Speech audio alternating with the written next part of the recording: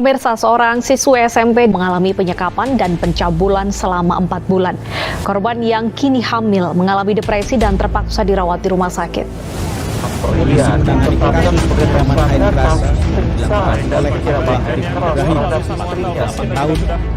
Kasus kekerasan seksual terus meningkat dengan bentuk dan pola yang semakin beragam. Perempuan dan anak yang menjadi korban lintas status sosial dan bisa terjadi pada siapa saja. Tempat kejadian juga bisa di mana saja, baik lingkungan keluarga, tempat pendidikan, di kantor, ruang publik, bahkan di dunia maya melalui media sosial.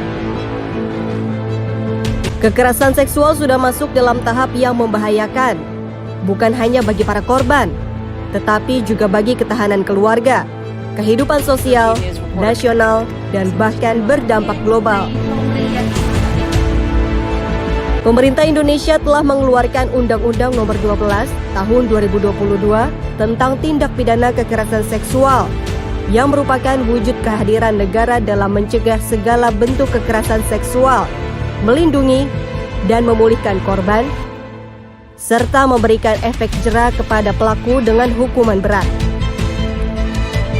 Partisipasi semua pihak sangat dibutuhkan agar masyarakat dan keluarga tidak hanya bisa melakukan pencegahan, tetapi juga memastikan korban berani melapor untuk mendapatkan pendampingan serta pemulihan oleh UPTD PPA dan semua pihak agar pemulihan dan rasa keadilan korban dapat tercapai.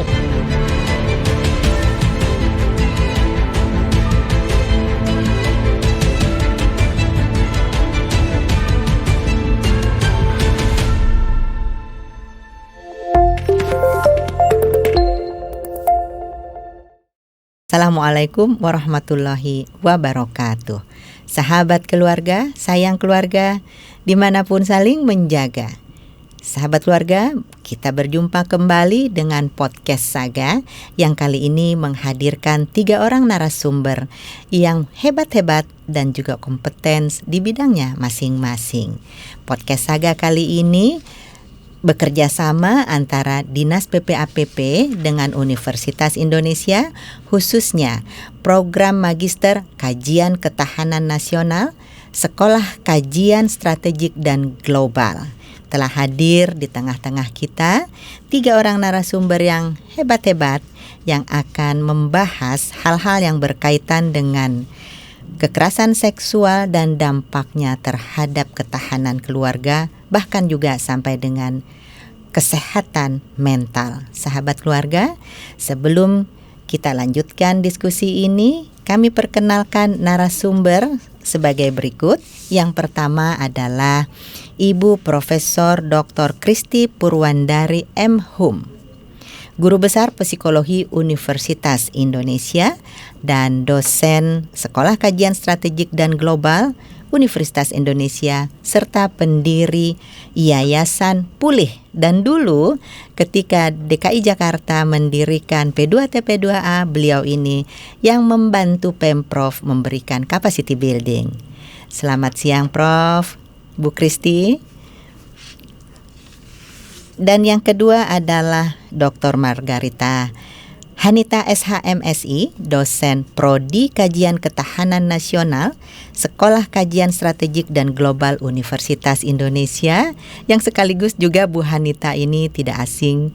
Beliau dulu yang ikut serta membidani P2TP2A DKI Jakarta. Selamat siang Bu Hanita.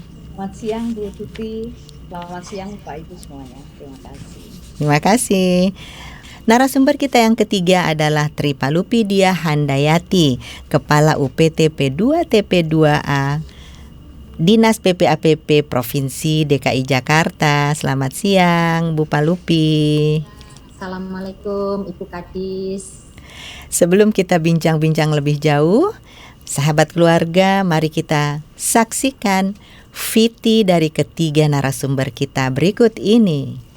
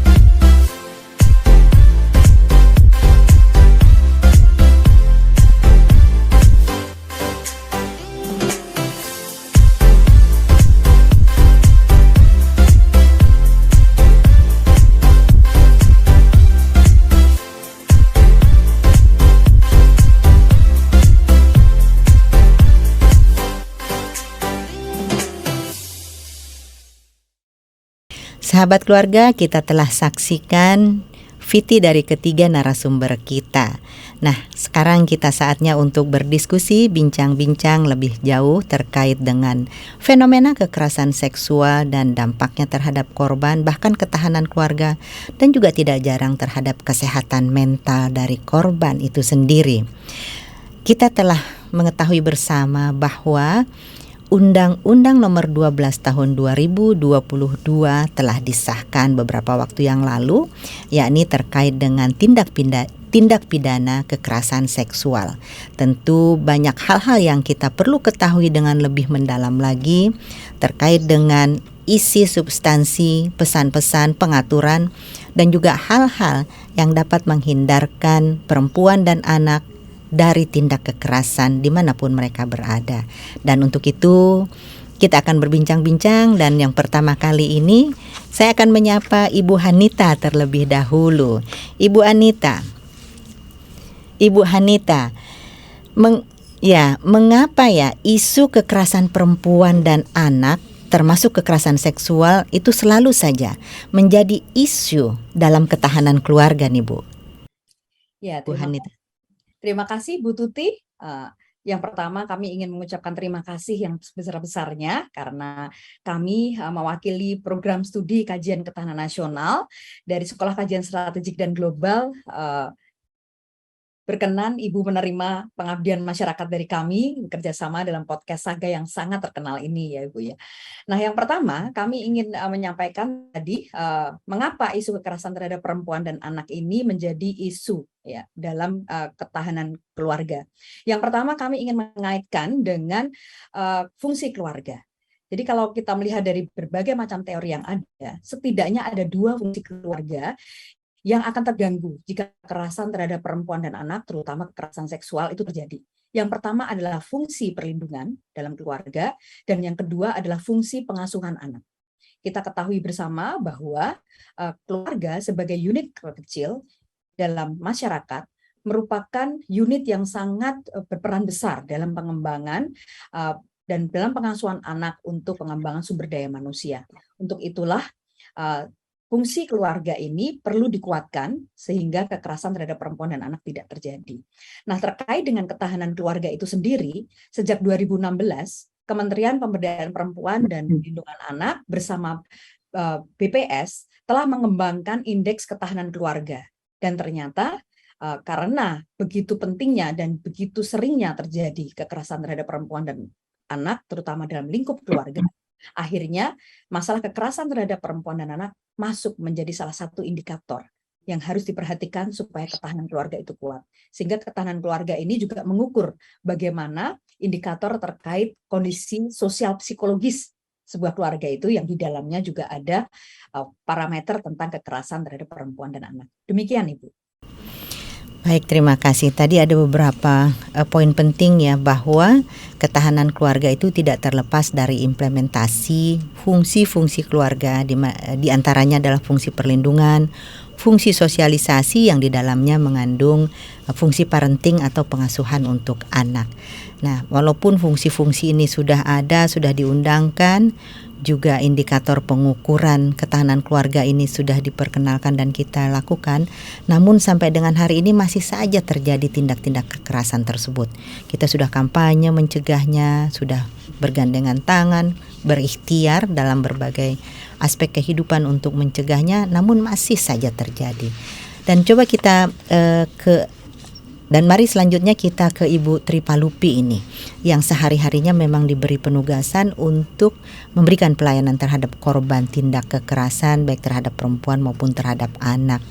Nah, Bu Palupi, dalam 3 tahun terakhir ini kiranya seperti apa ya korban tindak kekerasan baik terhadap perempuan maupun terhadap anak yang ditangani oleh P2TP2A? Baik. Terima kasih Ibu Tuti Kusumawati yang sudah memberikan kesempatan kepada P2TP2A. Tentunya data atau jumlah yang kami tangani di P2TP2A 3 tahun terakhir, mungkin kami sebutkan mulai tahun 2019 itu berjumlah 1179, di mana 45%-nya itu dialami oleh perempuan dan 55% itu dialami oleh anak-anak. Kemudian pada tahun 2020 berjumlah 947, 48%-nya atau 453 korban itu dialami oleh perempuan, dan anak-anak itu luar biasa meningkat, yaitu menjadi 52% atau sekitar 494. Kemudian di tahun 2021 berjumlah 1.313 Ibu, dari tahun 20 ke tahun 2021 luar biasa Ibu, yang meningkat drastis, yaitu untuk perempuannya 39 atau 39% atau 518, dan untuk anak-anak itu sekitar 61% atau 795. Nah, hari ini sampai bulan Juli Ibu, dari Januari sampai Juli tahun 2022 itu sudah menginjak 841 kasus.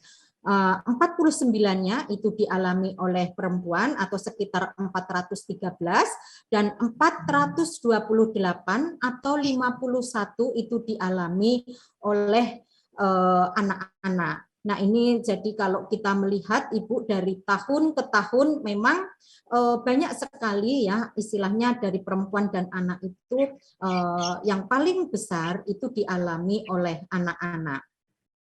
Kemudian berdasarkan jenis kekerasan, Ibu, di sini ternyata KDRT itu sekitar 29% ya di tahun 2022, itu urutan kedua, tetapi yang urutan pertama Ibu itu sekitar 31% itu kekerasan seksual atau sekitar 261, kemudian urutan ketiga yaitu psikis sebesar 11% atau 93 kasus, kemudian jenis kekerasan ya. Kemudian untuk fisiknya urutan keempat yaitu 92 atau 11%. Dan ini kalau kita bandingkan dari tahun ke tahun Ibu, 2019 kemudian 2020 2021 memang ada peningkatan di kekerasan seksual.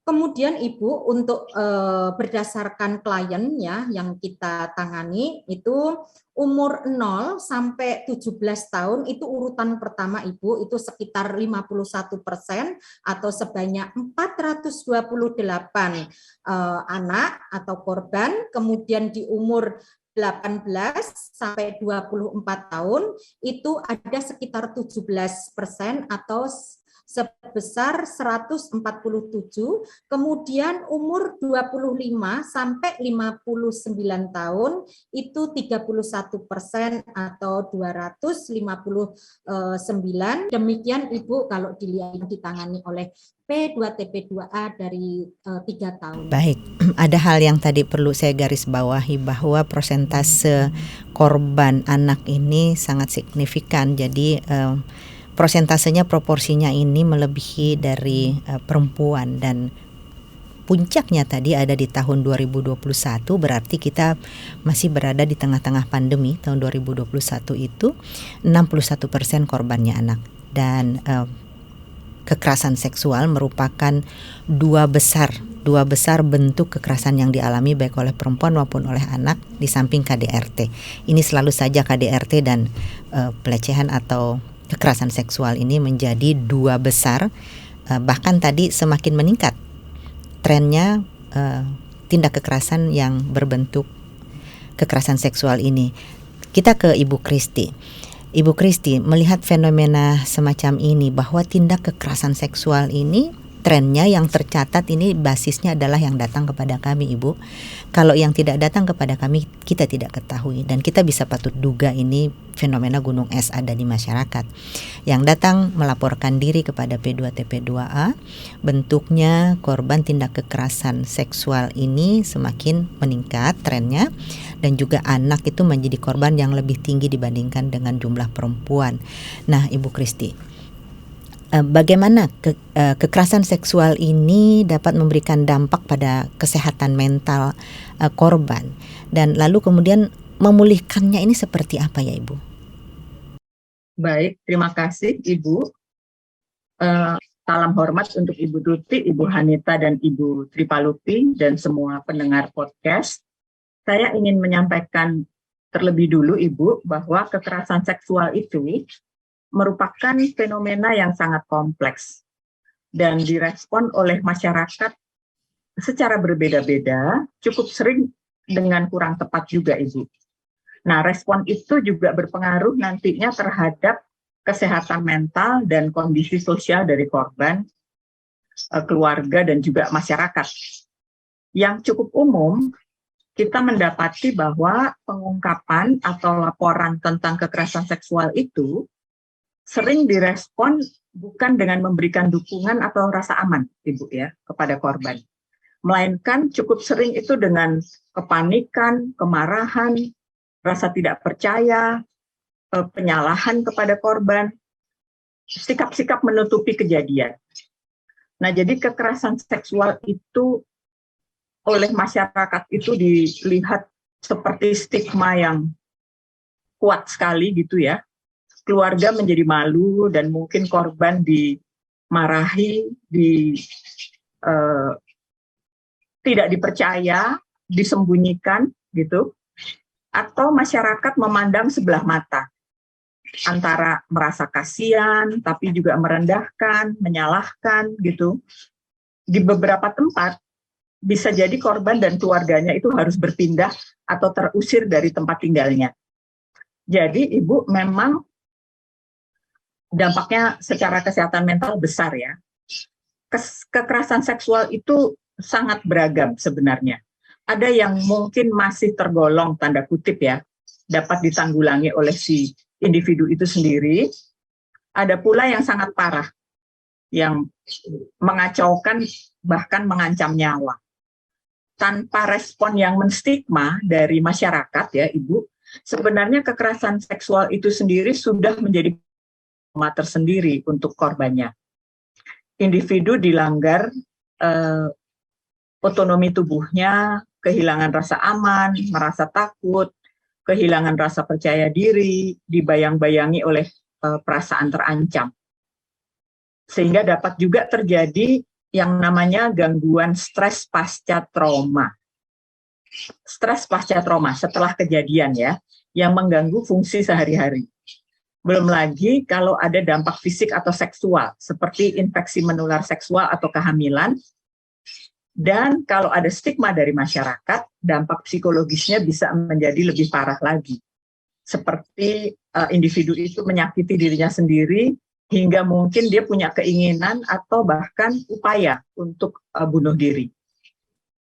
Terkait pemulihan, secara umum masyarakat, khususnya lingkungan terdekat, perlu memberikan dukungan bagi korban dan penyintas secara konkret. Jadi konkretnya bagaimana? Sebenarnya sederhana Ibu. Bersedia mendengarkan, tidak langsung menghakimi, mencoba menempatkan diri kita ya dalam posisi korban yang sulit itu. Kita bertanya tentang apa yang diperlukan dan apa yang akan dilakukan selanjutnya. Kita menyampaikan akan memberikan dukungan untuk mendampingi dia untuk langkah-langkah selanjutnya, seperti itu. Untuk kasus-kasus yang parah dengan dampak psikis yang sudah serius, sebaiknya memang dirujuk ke psikolog yang mendampingi, yang biasa mendampingi korban ya Ibu, dan biasanya psikolog yang memang mendalami psikologi klinis dan isu-isu seperti ini. Demikian Ibu. Baik Bu Kristi, aduh sambil dengerin Ibu Kristi tadi tuh rasanya miris ya, sudah dia korban ini menderita, lalu kemudian lingkungan sekitar reaksinya juga belum semuanya sesuai dengan yang seharusnya, maka melalui podcast ini hal-hal yang tadi dielaborasi oleh Bu Kristi mudah-mudahan bisa menjadi pembelajaran untuk sahabat keluarga apabila di sekitarnya menyaksikan, mengetahui, melihat ada terjadi hal-hal semacam ini, paling tidak bisa membantu untuk melakukan penenangan terlebih dahulu dan juga mengedukasi para keluarga-keluarga korban agar bersikap sebagaimana semestinya seperti yang tadi Ibu Kristi kemukakan. Luar biasa ya dampaknya dengan berbagai kompleksitas dampak-dampak tersebut. Nah, lalu bagaimana kemudian keluarga dan juga lingkungan sekitar dapat menyikapi apabila hal ini terjadi di lingkungan terdekat atau mengetahui, melihat dan sebagainya. Saat ini dengan telah disahkannya Undang-Undang Nomor 12 Tahun 2022 tentang tindak pidana kekerasan seksual, tentu di dalamnya ada substansi yang perlu kita ketahui bersama. Dan saya kembali ke Ibu Hanita, apa kira-kira peran keluarga dan juga peran pihak-pihak lainnya yang diatur di undang-undang ini, Ibu, agar jika terjadi tindak kekerasan, maksudnya kekerasan seksual ini, penyikapannya itu bisa menjadi lebih tepat gitu, Bu. Gimana nih Bu Hanita? Ya, Bu Tuti dan para pendengar podcast, kita mendengar bersama tadi dari Bu Kristi, kita melihat bagaimana kompleksitas dan trauma yang dihadapi oleh korban. Undang-undang tindak pidana kekerasan seksual ini luar biasa sebenarnya, memberikan terobosan yang luar biasa, memberikan peran banyak pihak, dan juga terutama mengatur hal khusus yang membuat keluarga menjadi perannya sangat penting, Bu. Yang pertama, kalau dikaitkan dengan konteks ketahanan keluarga ini harus menguatkan dan memberikan perlindungan terhadap anggota keluarga, itu sudah jelas saya rasa. Jadi keluarga dengan adanya undang-undang ini harus menguatkan perlindungan dengan berbagai cara. Yang pertama tentu saja harus mencegah. Nah, dalam konteks ketahanan keluarga ada dikenal namanya coping strategi, Bu. Jadi coping strategi ini adalah bagaimana cara keluarga untuk merespon ketika terjadi tekanan atau krisis dalam sebuah keluarga. Nah, ini dituntut sebuah keluarga ketika menghadapi anggota keluarganya yang mengalami kasus kekerasan seksual. Kita dengar bersama tadi disampaikan oleh Prof. Kristi, kita harus menguatkan anggota keluarga ini. Jadi mereka melakukan adaptasi bagaimana keluarga memberikan dukungan, memberikan empati lebih kepada anggota keluarga. Dan yang pertama sebenarnya dengan menguatkan anggota keluarga yang menjadi korban itu adalah dengan berani melaporkan. Nah, Undang-Undang Tindak Pidana Kekerasan Seksual ini kan memberikan ruang, ya, memberikan kekuatan hukum juga supaya siapapun pelakunya harus bisa berani korban melapor. Nah, inilah yang sangat penting, sehingga dukungan keluarga itu menjadi sangat penting, tidak hanya memberikan perlindungan, mencegah supaya tidak berulang, tentu saja tidak melakukan kekerasan seksual, dan yang paling penting sebenarnya adalah keluarga pun harus berhati-hati karena hukuman bagi para pelaku dalam lingkup keluarga itu bisa mendapatkan pidana yang sangat berat. Diatur di dalam Undang-Undang Tindak Pidana Kekerasan Seksual itu adalah bagaimana misalnya di pasal 8, pasal 10, pasal 15 itu menunjukkan bagaimana pelaku dalam lingkup keluarga itu bisa mendapatkan pidana tambahan sepertiga. Jadi ini ditambah berat kalau pelakunya dalam lingkup keluarga. Bahkan termasuk pemaksaan kontrasepsi dengan ancaman kekerasan, Ibu, itu bisa dipidana sampai 5 tahun. Itu kan belum kita temukan pada waktu itu. Dan terobosan yang sangat penting antara lain adalah pemaksaan perkawinan anak yang dulu kita ketahui bahwa DKI Jakarta menjadi pelopor pencegahan perkawinan anak, dan ketika itu kita masih bingung kalau ada orang tua yang mendapati anaknya korban kekerasan seksual kemudian malah dinikahkan oleh pelaku, ini bagaimana? Apa hukumannya? Sekarang ada hukumannya di dalam Undang-Undang Tindak Pidana Kekerasan Seksual. Dan yang paling penting adalah ada pidana tambahan bagi pelaku orang tua, misalnya salah satu orang tua, jika dia melakukan kekerasan seksual, dia bahkan bisa mendapatkan pencabutan hak asuh. Jadi ini menunjukkan betapa kuatnya sebenarnya pemerintah ingin memberikan efek jera kepada pelaku supaya tidak lagi terjadi kekerasan. Dan untuk layanan Ibu yang diatur di dalam Undang-Undang TPKS ini juga merupakan terobosan. Undang-undang ini mengatur bahwa semua korban kekerasan itu mendapatkan layanan, terutama pendampingan korban melalui UPTD PPA. Nah, kita seperti kita ketahui, yang kita miliki juga sudah ada UPTD PPA ini di P2 TP2A. Jadi ini dipastikan. Dulu kita masih belum punya payung hukum, sekarang UPTD PPA ini punya payung hukum bahwa dia wajib memberikan perlindungan, wajib memberikan pendampingan korban dan juga layanan-layanan yang lain. Terima kasih. Baik, wah luar biasa. Pasal 8, 10, dan 15 tadi memberikan tambahan hukuman kalau pelakunya orang terdekat di dalam rumah, apalagi yang memiliki hubungan darah. Nauzubillah min dzalik, apalagi orang tuanya, ini ada hukuman tambahannya. Sahabat keluarga, dengan adanya Undang-Undang Nomor 12 Tahun 2022 ini dipastikan bahwa negara hadir untuk melindungi baik perempuan maupun terhadap anak. Untuk itu jangan takut lapor. Saksi maupun korban saksi itu diberikan perlindungan secara hukum. Nah, tadi sudah disinggung juga oleh Bu Hanita bahwa di undang-undang ini juga diamanatkan bahwa UPTD PPPA itu diwajibkan untuk memberikan pendampingan. Alhamdulillah sejak tahun 2004 yang lalu Pemprov DKI Jakarta telah memiliki P2 TP2A, yang mana P2 TP2A ini identik dengan PPPA, UPTD. Sekarang kita sedang menuju untuk penyelarasan istilahnya nih menjadi UPTD PPPA, tapi fungsi itu persis sama betul.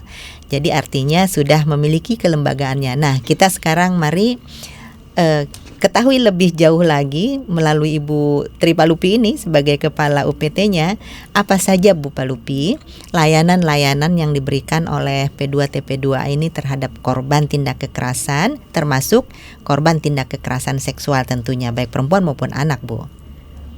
Terima kasih Ibu, tentunya ini merupakan suatu amanah yang harus kami jalankan ya sesuai dengan undang-undang TPKS ya. Hak korban yang diatur dalam undang-undang meliputi penanganan atau pelayanan, kemudian perlindungan dan pemulihan.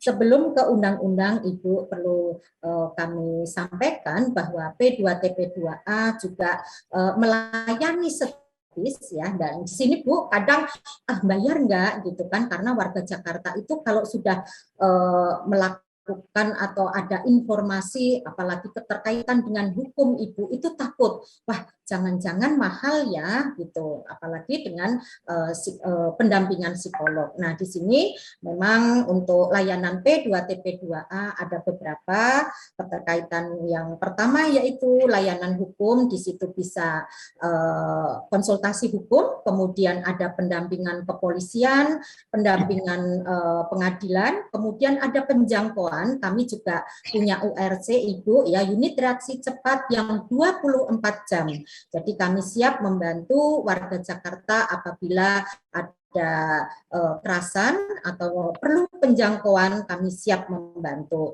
Kemudian ada 9 pos pengaduan yang 19 pos pengaduan yang tersebar di seluruh DKI, dan tentunya ini juga menjadi salah satu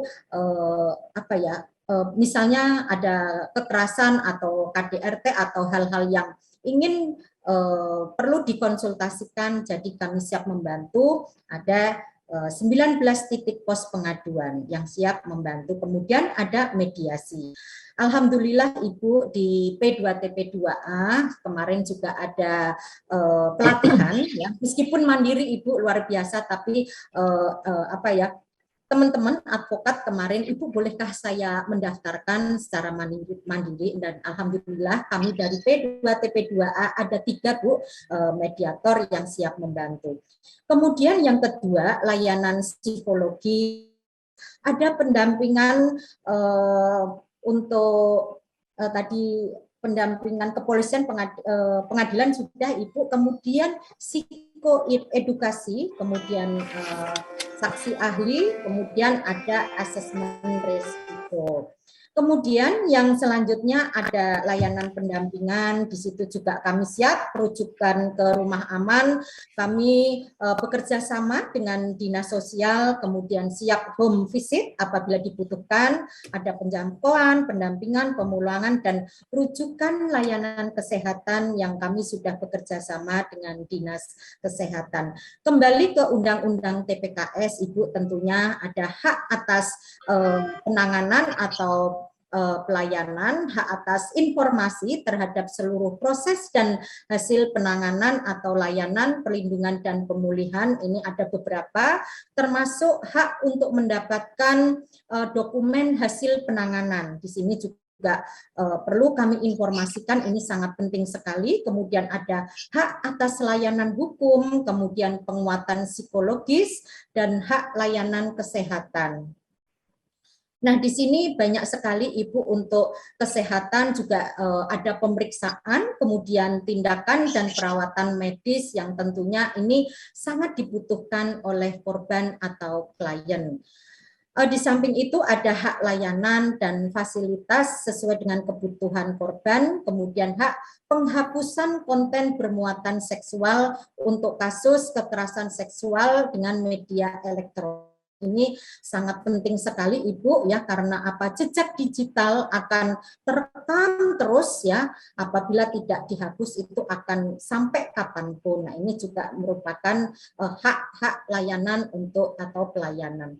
Kemudian yang selanjutnya yaitu hak perlindungan ya. Di sini penyediaan informasi mengenai hak dan fasilitas perlindungan ada beberapa, yaitu untuk akses terhadap informasi penyelenggaraan perlindungan dan dari ancaman atau kekerasan pelaku dan pihak lain secara berulang. Nah, ini juga perlu kami informasikan dalam hak atas perlindungan. Kemudian ada perlindungan atas kerahasiaan identitas, ini juga sangat perlu Ibu. Jadi kami selalu memakai inisial ya, tidak menyebutkan nama lengkap. Ini juga sangat penting karena ini menjadi hak atas perlindungan korban. Kemudian perlindungan dari kehilangan pekerjaan, pendidikan, atau politik, dan perlindungan korban atau pelapor dari tuntutan pidana atau gugatan perdata atas tindakan pidana kekerasan seksual yang telah dilaporkan. Kemudian Ibu, yang terakhir ada hak atas pemulihan, tentunya ini juga termasuk dengan rehabilitas medis, kemudian rehabilitas mental sosial, serta pemberdayaan sosial, restitusi, kemudian kompensasi, dan reintegrasi sosial. Ini ada beberapa Bu hak-hak yang ada di Undang-Undang TPKS. Begitu Ibu. Ya, terima kasih ya. Berbagai ikhtiar sudah diupayakan, tentu saja masih ada ruang-ruang yang kita perlu improve bersama, dan dibutuhkan kolaborasi berbagai pihak tentu saja untuk bisa kami pun menyelenggarakan ini dengan semakin lebih baik lagi ya, begitu ya Bu Palupi. Tapi yang jelas ruang untuk melakukan layanan itu sudah disediakan oleh Pemprov DKI Jakarta melalui UPTP 2TP2A ini. Mudah-mudahan semakin baik lagi dan kolaborasi dengan berbagai pihak yang terkait dengan proses penyembuhan, pemulihan dan sebagainya ini bisa kita lakukan dengan lebih baik pula. Nah, saya kembali ke Ibu Kristi. Bu Kristi, sebenarnya seperti apa ya gambaran dari dampak tindak kekerasan seksual ini, yang bisa saja ini kan tingkat kepulihannya bervariasi antar satu individu dengan individu lainnya. Kalau tidak tertangani dengan proporsional dan dengan baik, tentu dampak ini pun bisa bertahun-tahun. Dan apalagi misalnya jika pelakunya itu ada di sekitarnya, hidup sehari-hari bersanding dengannya, misalnya satu rumah, atau pelakunya juga masih ada hubungan saudara dan sebagainya. Ini seperti apa ya Ibu fenomenanya, dan juga cara menyikapinya, cara-cara pemulihannya, dan lalu apakah kemudian Undang-Undang Nomor 12 Tahun 2022 ini juga sudah secara komprehensif merangkum hal-hal semacam ini, atau mengatur hal-hal semacam ini end to end-nya ini Bu? Ibu Kristi.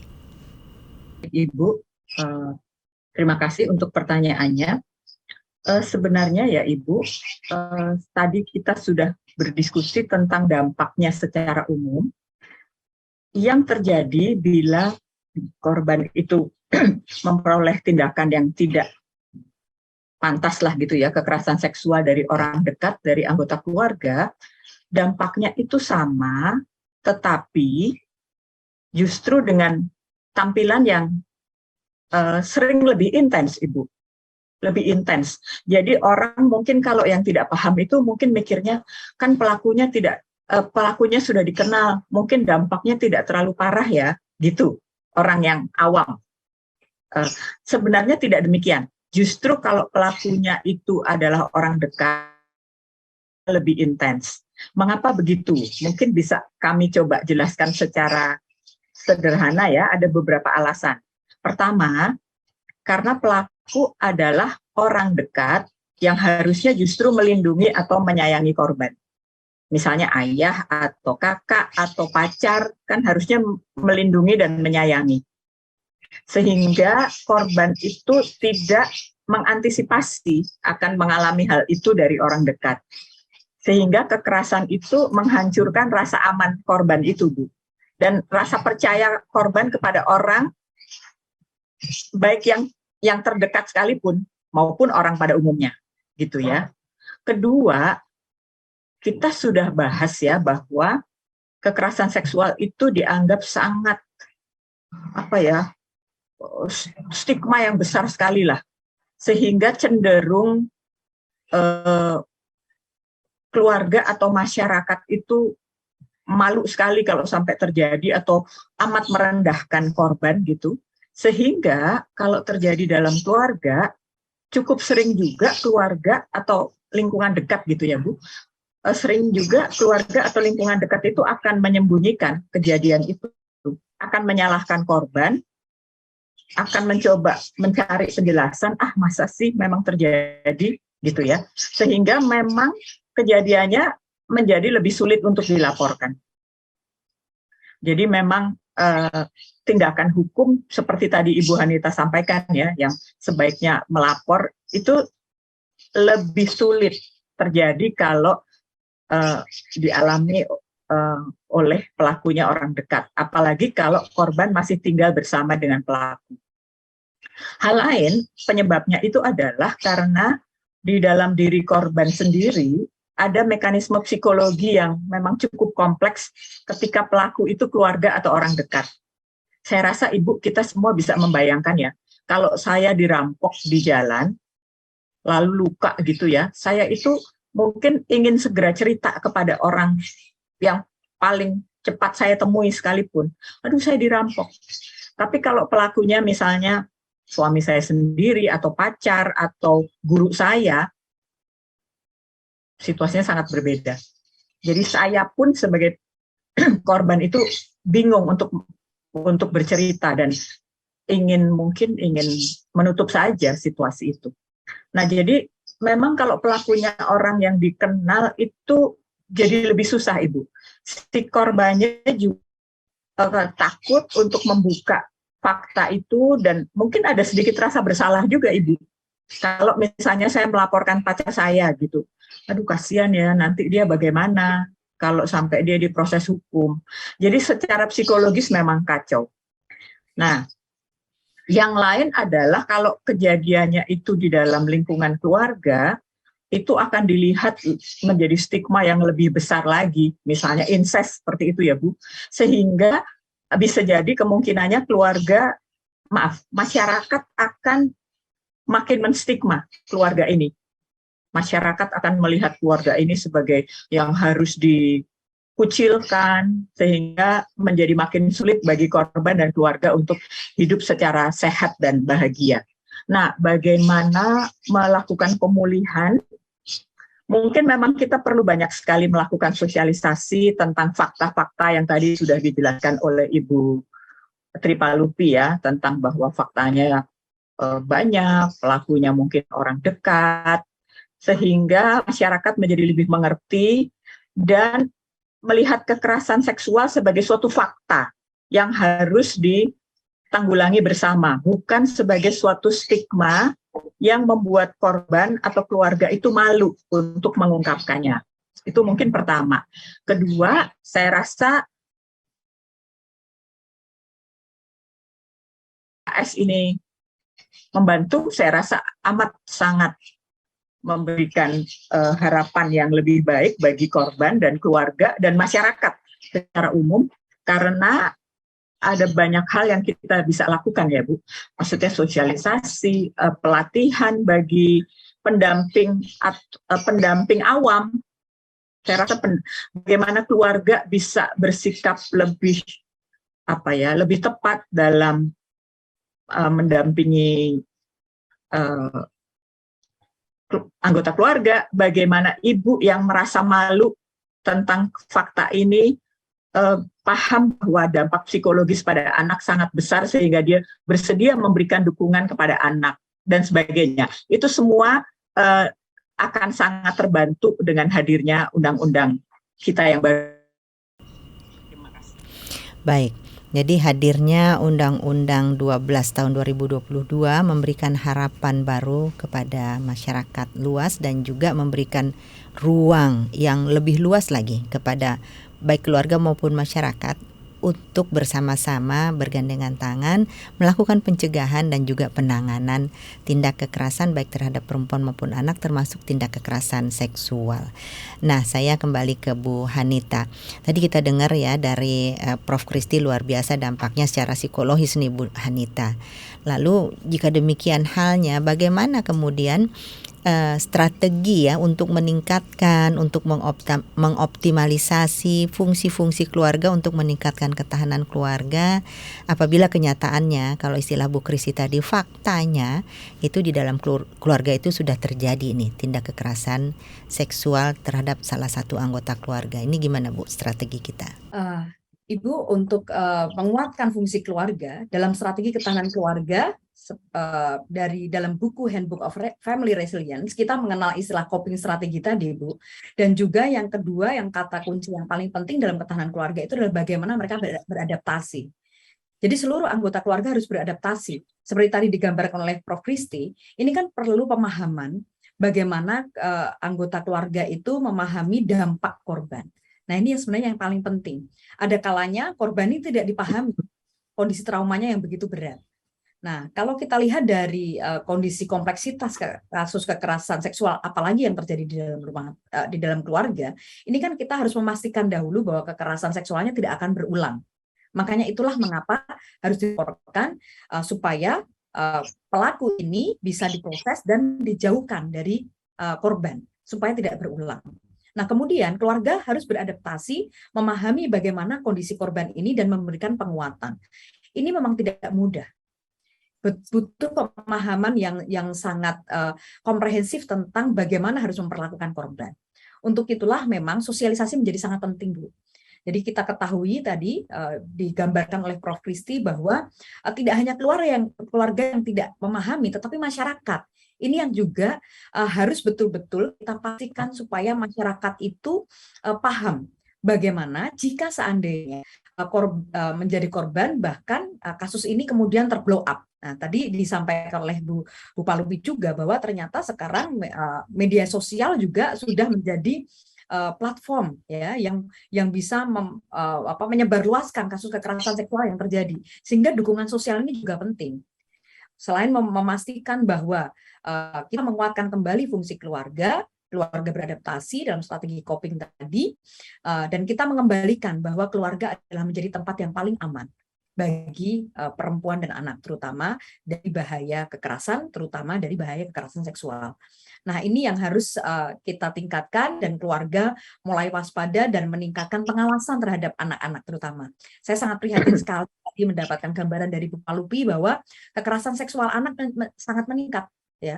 Dan ini meningkatnya kalau kita lihat dari kasus-kasus yang ditangani oleh P2TP2A, banyak anak yang tergalang menjadi korban kekerasan seksual melalui media sosial. Ini kan luar biasa. Sehingga pengawasan orang tua itu menjadi sangat penting, pendampingan kepada anak menjadi sangat penting. Kalau kita lihat bagaimana tadi fungsi keluarga harus dikembalikan, kita lihat bahwa komunikasi dalam keluarga juga harus diperkuat, sehingga keluarga bisa memahami apa yang dialami oleh korban. Karena kalau korban tidak dipahami, tidak berkomunikasi, ini tentu saja akan sulit memberikan tindakan-tindakan adaptasi ya dalam keluarga, bagaimana relasi ini dibangun dengan baik. Mudah-mudahan nanti di PAPP juga bisa bekerja sama dengan kami, Bu, untuk melakukan sosialisasi ini kepada masyarakat, karena masyarakat sekali lagi harus memberikan perlindungan. Karena banyak sekali digambarkan tadi oleh Bu Kristi, bagaimana masyarakat sendiri masih memberikan stigma buruk kepada korban kekerasan seksual, alih-alih membantu, malah memperburuk kondisi trauma yang dihadapi oleh korban. Terima kasih, Bu Tuti.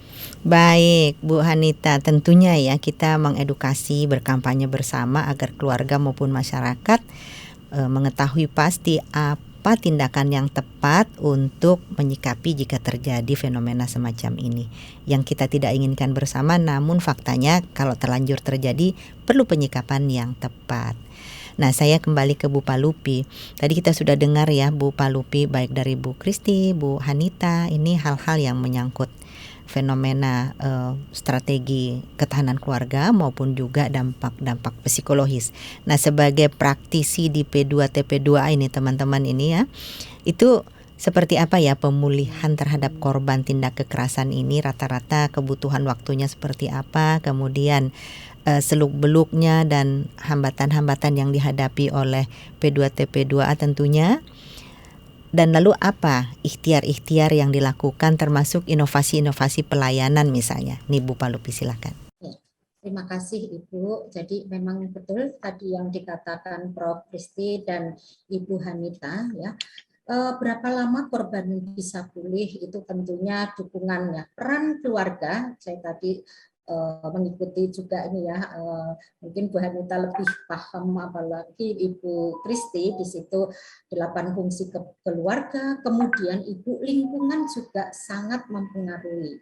Nah, ini untuk berapa lama korban bisa pulih, tentunya ini tidak bisa dipastikan Ibu, karena untuk korban diri sendiri itu juga sangat penting bagaimana menyikapi. Nah, karena masing-masing orang itu memiliki latar belakang sendiri-sendiri, Ibu, jadi mulai dari pengalaman ya, kemudian kapasitas dirinya dalam menghadapi masalah, kemudian dukungan lingkungan sekitar itu juga sangat mempengaruhi. Kemudian belum lagi peristiwa itu sendiri seperti apa ya, jadi korban itu peristiwa-peristiwa yang dia alami itu cara menyikapinya atau mungkin tempat ya untuk dia misalnya wah saya tuh harus kemana, itu kadang kan belum ada pendampingan atau mungkin keluarga atau lingkungan sekitar tidak mengarahkan sehingga si korban itu juga akan bingung. Nah, itu juga masih menjadi dampak ya bagaimana korban itu berapa lama bisa pulih. Nah, ini belum lagi peristiwa itu sendiri sehingga dapat dipastikan berapa lamanya itu bisa pulih. Namun semakin korban itu terbuka, Bu, dengan proses pemulihan, maka bisa lebih cepat ya tertangani dan kesempatan untuk pulih bisa lebih cepat.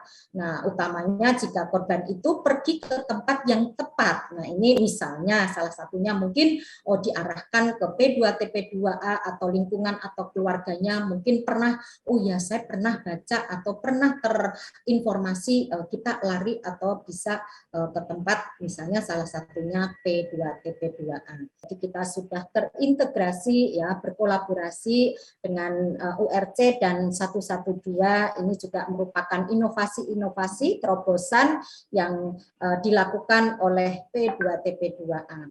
Kemudian layanan mengakses restitusi dan penghitungan ya proyeksi restitusi ini bekerja sama dengan LPSK, ini juga sudah kami lakukan. Alhamdulillah pada tahun 2020 itu sudah 100% ya istilahnya yang kami koordinasikan, kami kerjasamakan bisa terakomodir.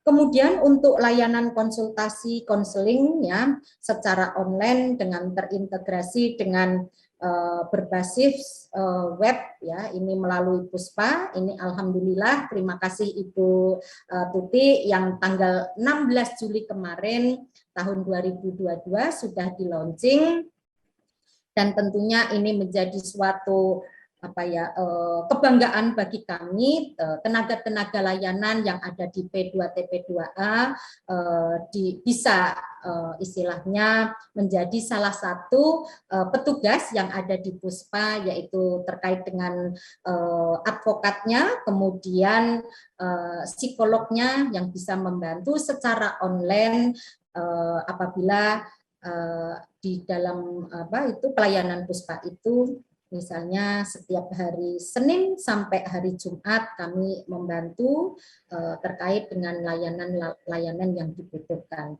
Nah, ini juga advokat kami 5 orang sudah mulai tanggal 16 ini juga sudah mulai aktif sampai detik ini.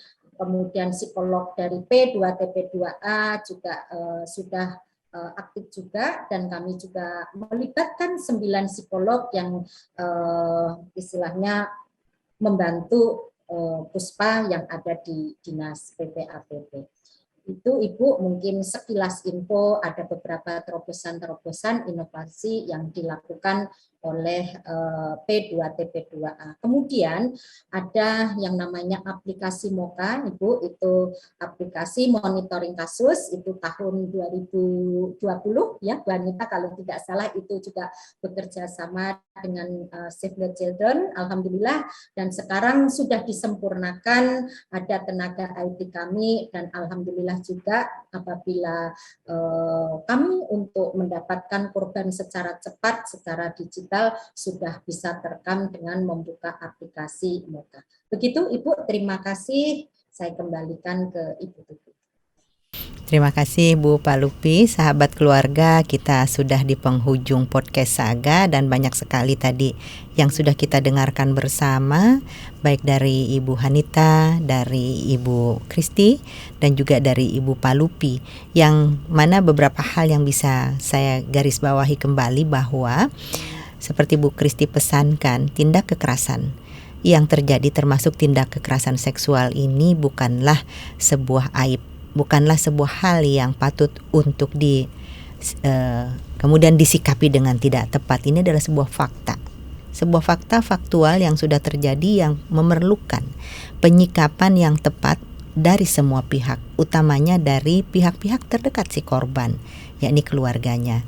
Dan apabila itu terjadi di lingkungan keluarga sendiri, maka pastikan jangan takut lapor. Karena pada dasarnya korban maupun saksi ini diberikan perlindungan secara hukum.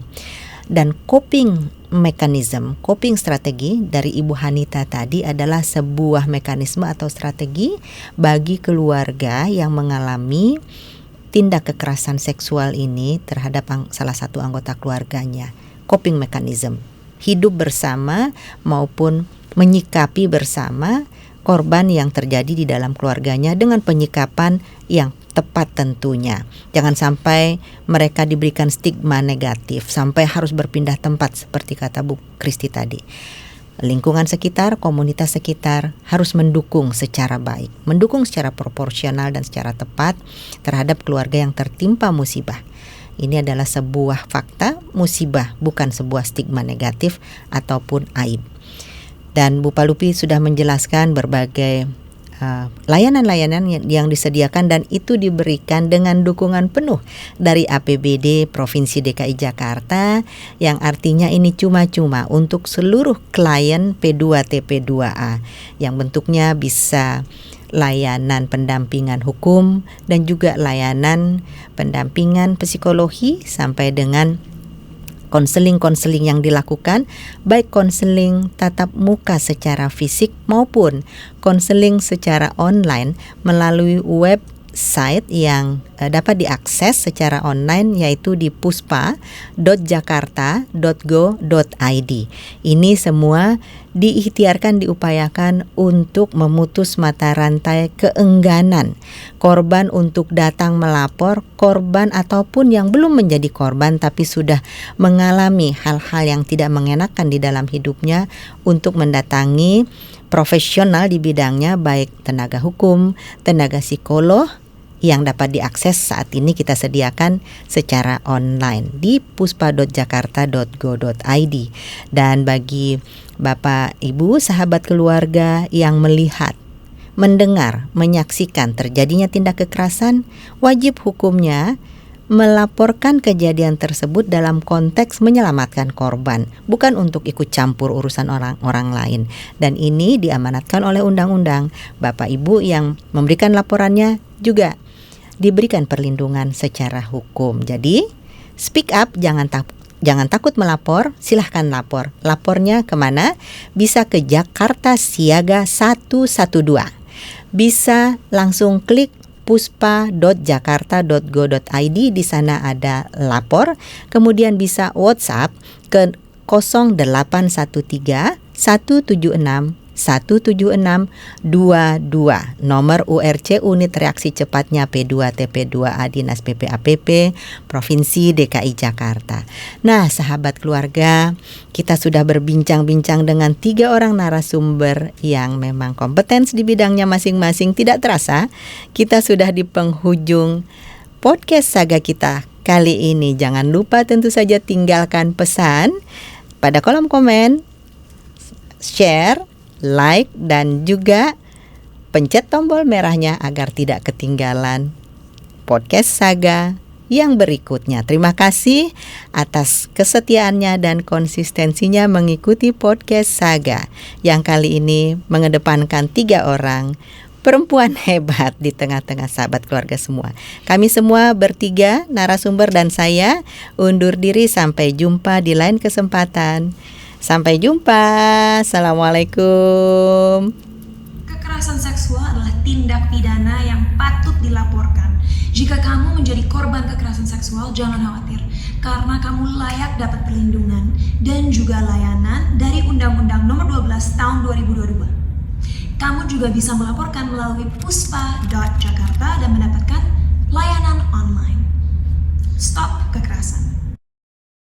Sebagai salah satu upaya untuk mewujudkan keluarga yang bahagia dan sejahtera, pemerintah Provinsi DKI Jakarta melalui Peraturan Gubernur DKI Jakarta Nomor 11 Tahun 2022 menyiapkan wadah pengintegrasian data keluarga satu pintu dan sinkronisasi pelayanan kesejahteraan keluarga melalui Pusat Pelayanan Keluarga atau yang disingkat PUSPA. Kegiatan PUSPA berlokasi di Gedung Dinas PPAPP lantai 8, Jalan Jenderal Ahmad Yani, Kafling 64, Jakarta Pusat, yang merupakan wujud kolaborasi antara pemerintah Provinsi DKI Jakarta dengan PT Hanwha Life Indonesia dalam bentuk penyediaan sarana dan prasarana yang berupa coworking space,